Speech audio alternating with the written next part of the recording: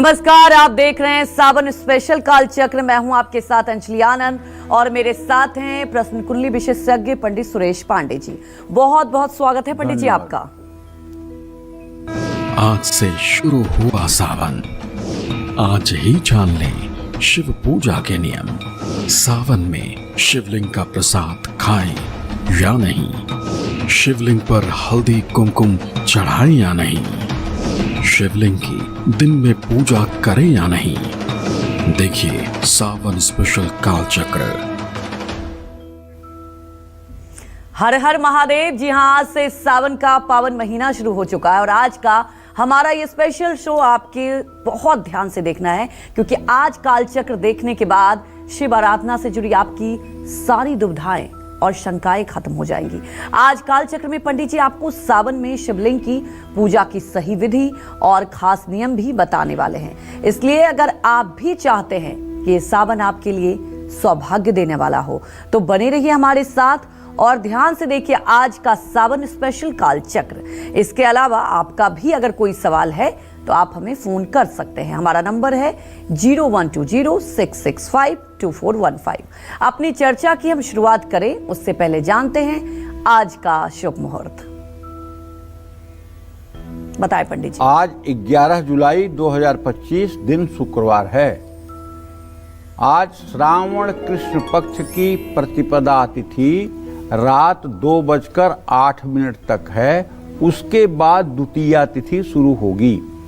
उत्तराषाढ़ा नक्षत्र सुबह 5:56 से शुरू हो चुका है और वैधृति योग रात 8:45 तक रहने वाला है। इसके बाद विषकुंभ योग शुरू होगा। आज से सावन के पावन महीने की शुरुआत हो चुकी है। पूरे सावन भगवान शिव की पूजा का शास्त्र सम्मत विधान शास्त्रों में कहा गया है और इसी क्रम में रोज की तरह आज के भी कुछ अशुभ मुहूर्त हैं। जैसे शुक्रवार है तो जान लीजिए कि राहु काल रहेगा सुबह 10:30 बजे से दोपहर 12 बजे तक और यमगंड काल रहेगा दोपहर 3:54 से शाम 5:38 तक। आज आपको न तो पश्चिम दिशा की यात्रा करनी चाहिए और न इन अशुभ समयों में किसी नए कार्य का शुभारंभ करना चाहिए। जय मां विंध्यवासिनी। तो चलिए अब अपने चर्चा की शुरुआत कर लेते हैं और मैं सभी दर्शकों से कहूंगी कि आज का कालचक्र आपके लिए बेहद महत्वपूर्ण है, क्योंकि सावन महीने की शुरुआत हो चुकी है और हर कोई चाहता है कि महादेव की कृपा बनी रहे। तो आज पंडित जी आपको हर वो उपाय बताएंगे, साथ ही इस महीने का महत्व भी बताएंगे। तो चलिए शुरुआत कर लेते हैं चर्चा की। शिव पूजन और शिवलिंग पूजन में क्या अंतर है, दोनों में सबसे ज्यादा फलदायी क्या होता है, ये पंडित जी से जानते हैं। पंडित जी सबसे पहले हमारे दर्शकों को आप ये बताएं। देखिए, शिव पुराण रुद्र संहिता के अनुसार, शिव पुराण में 7 संहिता है, उसमें एक रुद्र संहिता भी है। उसमें लिखा हुआ है रूपेण पूज्यते यस्या सगुणो भगवान शिव। जो साकार रूप में पूजित होते हैं वे सगुण शिव हैं। शिव पुराण के कोटि रुद्र संहिता के अनुसार लिंगम ही परमम तत्वम नाद बीज स्वरूपकम। लिंग ही परम तत्व है जो आदि बीज स्वरूप है। शिवलिंग को अनंत ब्रह्मांड का प्रतीक बताया गया है। यह निर्गुण शिव की उपासना का माध्यम है। लिंग पुराण के अनुसार संपूर्ण जगत शिवलिंग से उत्पन्न हुआ है। शिव उसी में प्रतिष्ठित हैं। इसमें शिवलिंग की पूजा को सर्वश्रेष्ठ माना गया है। लिंग पुराण भी ये बात स्वीकार करता है कि मूर्ति रूप पूजन से भक्ति आरंभ होती है, लेकिन वह शिव पुराण ये कहता है कि लिंग पूजन उच्चतर साधना है। स्कंद पुराण के काशी खंड में कहा गया है कि लिंग दर्शनम समम पुण्यम नास्ति तीर्थे सुदेहि नाम। शिवलिंग के दर्शन के समान कोई पुण्य तीर्थ नहीं है। शिव के दर्शन से भी पुण्य होता है, लेकिन शिवलिंग का पूजन करने से पुनर्जन्म से मुक्ति मिलती है। शिवलिंग के दर्शन के समान कोई भी तीर्थ पुण्य प्रदान नहीं करता। शिवलिंग की पूजा से पुनर्जन्म का नाश और मोक्ष की प्राप्ति होती है। रावण विरचित शिव तांडव स्तोत्र के अनुसार शिव के साकार रूप का पूजन ही शिव पूजन कहलाता है। जय मां विंध्यवासिनी।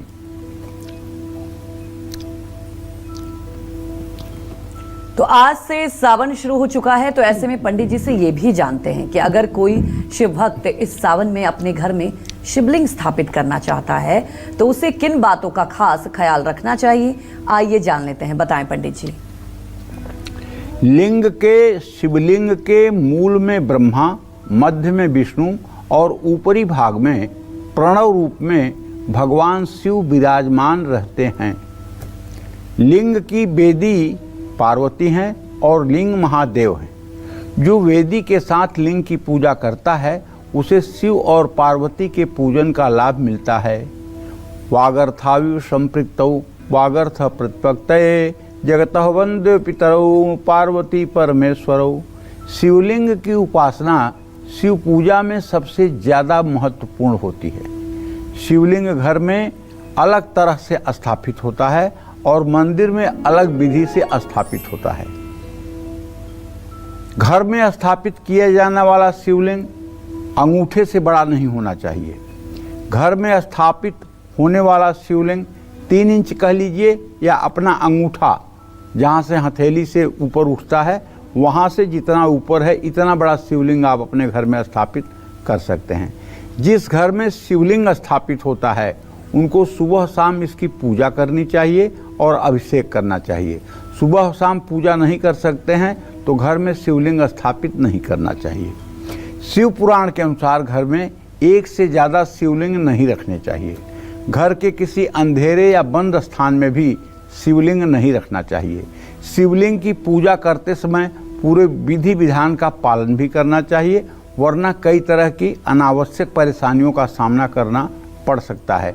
क्योंकि एक बात जान लीजिए, ज्ञानक पंथ कृपाण की धारा पड़त खगेश लगई नहीं बारा। कर्मकांड जो है अगर ये अच्छे से न हुआ और अनिष्टकारी हुआ तो बहुत नुकसानदायक हो जाता है। इसलिए अगर आप शिवलिंग की स्थापना कर रहे हैं तो अच्छी बात है। किसी विद्वान से पूजन विधि को समझ करके और श्रद्धापूर्वक अगर आप पूजा करें तो शायद आनंद आ जाएगा। वैसे मैं आपको बताऊं, भगवान शिव की जो मानस पूजा है उसमें क्या लिखा है? रत्नई कल्पितमासनम हिम जलय स्नानम च दिव्यांबरम नाना रत्न विभूषितम मृगमदाम मोदांकितम चंदनम जाति चंपक बिल्वपत्ररचितम पुष्पम च धूपम तथा दीपम देवदयानिधे पशुपते हृत्कल्पितम गृह्यताम सौवर्णे नवखंडरचिते पात्रे घृतम पायसम भक्षम पंचविधम पयोदध्युतम ब्रह्माफलम पानकम शाकानामयुतम जलम रुचिकरम कर्पूरखंडोज्ज्वलम तांबूलम मनसा मया विरचितम भक्त्या प्रभो स्वीकुरु छत्रम चामर्युर्युगम व्यजनकम चादर्शकम निर्मलम वीणाभैर्मृदंग काहलकला गीतम च नृत्यम तथा साष्टांग प्रणतिस्तुतिर्बहुविधा हे तत्समस्तं मया संकल्पेन समर्पितम तो विभो पूजा गृहाण प्रभो। अब आइए, आत्मा त्वं गिरिजामति सहचरा प्राणा शरीरम गृह पूजा ते विषयोपभोग रचना निद्रा समाधि स्थिति संचार पदयो प्रदक्षिण विधि स्त्रोतानि सर्वा गिरो यद कर्मं क्रियते तदखिलं शंभो तो आराधनम करचरण कृतम वा कायजम वा श्रवणनयनजम वा मानसम वा अपराधम विहितम विहितम सर्वमे तच्छमस्व। जय जय करुणाब्धे श्री महादेव शंभो। आत्मा तुम, हे शिव आप मेरी आत्मा के स्वरूप हो, ऐसा भाव करना चाहिए शिव भक्तों को। हे शिव आप मेरी आत्मा के स्वरूप हो। गिरजामती, और मेरी बुद्धि जो है वो माँ पार्वती की स्वरूपा है। सहचरा प्राणा, जो मैं श्वास लेता हूँ सांस छोड़ता हूँ, ये आपके शिवगण नंदी आदि शिवगण है। शरीरम गृह, और हे प्रभु ये मेरा शरीर आपके निवास करने योग्य उत्तम घर है। पूजा ते विषयोपभोग रचना। और हे प्रभु, जो मैं स्नान करता हूँ, बाल बनाता हूँ, चंदन लगाता हूँ, माला पहनता हूँ, वस्त्र धारण करता हूँ, ये सब आपके पूजा के उपचार हैं। पूजा ते विषयोपभोग रचना, निद्रा समाधि स्थिति। और जब मैं सोता हूँ तो ये आपके समाधि की अवस्था है। संचारः पदयो प्रदक्षिण विधि। और जब जितने कदम मैं चलता हूँ, चाहे जहाँ चलता हूँ, चाहे सीढ़ियों पर, चाहे सड़क पर, चाहे घर में, वो सिर्फ और सिर्फ मैं आपकी परिक्रमा करता हूँ। संचारः पदयो प्रदक्षिण विधि स्त्रोतानि सर्वागिरो। और जो कुछ भी मैं बोलता हूँ, चाहे जिस भाषा में बोलता हूँ, वो सब आपकी स्तुति में कहे गए पवित्र स्तोत्र हैं। यद कर्मम क्रियते तदखिलम संभो तव आराधन। और जो भी मुझसे जाने अनजाने में कर्म होता है, हे प्रभु, वह सब आपके पूजा का ही एक अंग है। इसलिए मैं आपका शरणागत हूँ, मेरा कल्याण करिए। इस भाव से अगर मानसिक पूजा भी नित्य कोई करे तो मैं विश्वास के साथ कह सकता हूँ कि ऐसे लोगों के हृदय में भगवान शिव का आविर्भाव अपने आप हो जाएगा। प्रातः स्मरामि भवभीतिहरं सुरेशं गंगाधरं वृषभवाहनम् अम्बिकेशं खड्वांग वरदाभयहस्तमेशं संसार रोगहरमौषधम द्वितीयम्। ओम नमः शिवाय।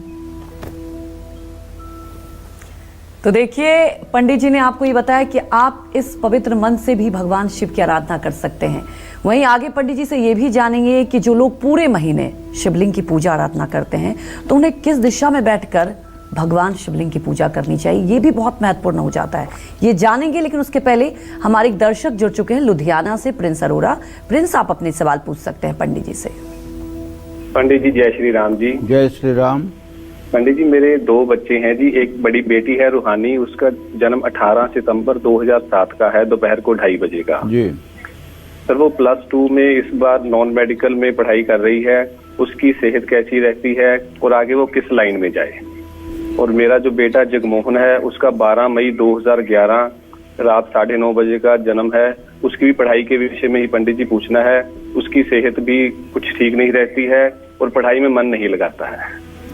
देखिए, ऐसा है कि आपके पुत्री भाव का स्वामी शनि है, उससे 6वें भाव का स्वामी मतलब कि रोग भाव का स्वामी बुध है, और वहाँ सूर्य बृहस्पति की स्थिति है।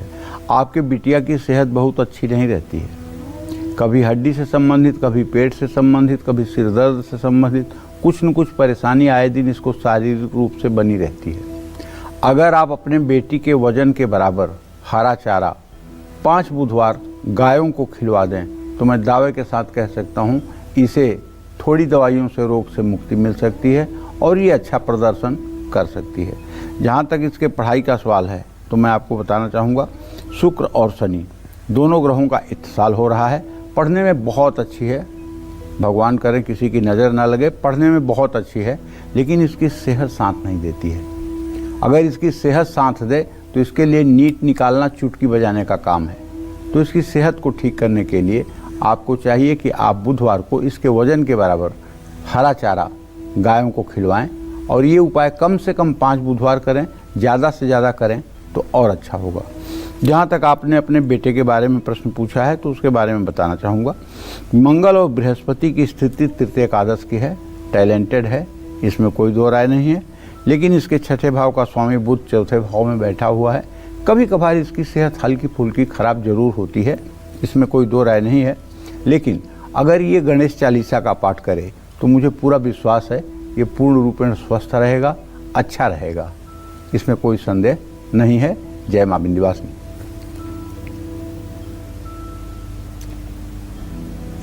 तो जो लोग पूरे सावन शिवलिंग पूजन करते हैं उनको ये जानना बेहद अहम हो जाएगा कि उन्हें किस दिशा में बैठकर शिवलिंग की पूजा करनी चाहिए और ऐसी कौन सी दिशाएं हैं जहां बैठकर महादेव की पूजा बिल्कुल ही नहीं करनी चाहिए। ये जानते हैं पंडित जी से, बताएं पंडित जी। देखिए, शिवलिंग कहीं भी स्थापित हो उसकी वेदी का मुख हर समय उत्तर दिशा की तरफ ही होना चाहिए। वेदी मतलब जहाँ से पानी गिरता है।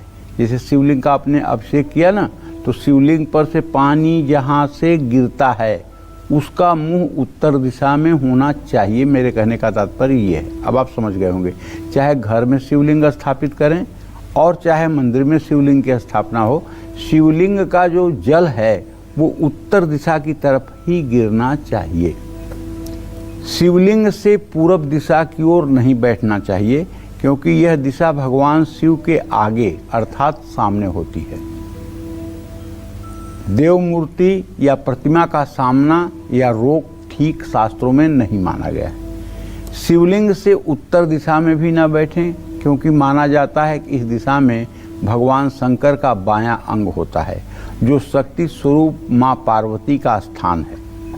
पूजा के दौरान शिवलिंग से पश्चिम दिशा की ओर भी नहीं बैठना चाहिए, क्योंकि पश्चिम दिशा में भगवान शंकर की पीठ मानी जाती है। देवताओं की पीठ की तरफ से भी पूजा नहीं करनी चाहिए। शिवलिंग की दक्षिण दिशा की ओर बैठकर पूजा करने से मनोकामना पूर्ण होती है। आसान शब्दों में बोलें तो शिवलिंग के दक्षिण दिशा की ओर बैठकर यानी उत्तर दिशा की ओर मुँह करके पूजा और अभिषेक करने से शीघ्र फल मिलता है। जय मां विंध्यवासिनी। तो चलिए बात कर लेते हैं शिवपिंडी की। शिवपिंडी को किस चीज से स्नान कराने से बरसेगी महादेव की महाकृपा? सावन में शिवलिंग पर क्या चढ़ाया जाए तो महादेव भर देंगे आपकी झोली? साथ ही ऐसी कौन सी चीजें हैं जिन्हें शिवलिंग पर चढ़ाने से हमें बचना चाहिए? आइए ये जान लेते हैं पंडित जी से। बताएं पंडित जी। यहाँ पिंडी का तात्पर्य शिवलिंग से है। जो पिंडी शब्द है वो शिवलिंग का ही वाचक है।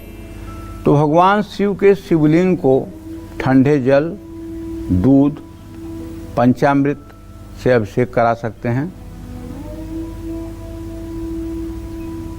जल, दूध, गन्ने का रस, शहद, घी, दही, इन चीज़ों से भगवान शिव का श्रृंगी द्वारा, श्रृंगी कहते हैं सींग को, गाय के सींग के आकार की एक श्रृंगी होती है। वो चांदी की भी होती है, तांबे की भी होती है, पीतल की भी होती है। अगर वो पीतल की हो तो उससे गन्ने के रस से अभिषेक या शहद से अभिषेक नहीं कर सकते हैं। अगर वो पीतल और चांदी की है तो सारा अभिषेक उससे हो सकता है। इसलिए मैं तो चाहूँगा कि हमारे दर्शक अपने घर में चांदी की ही श्रृंगी रखें।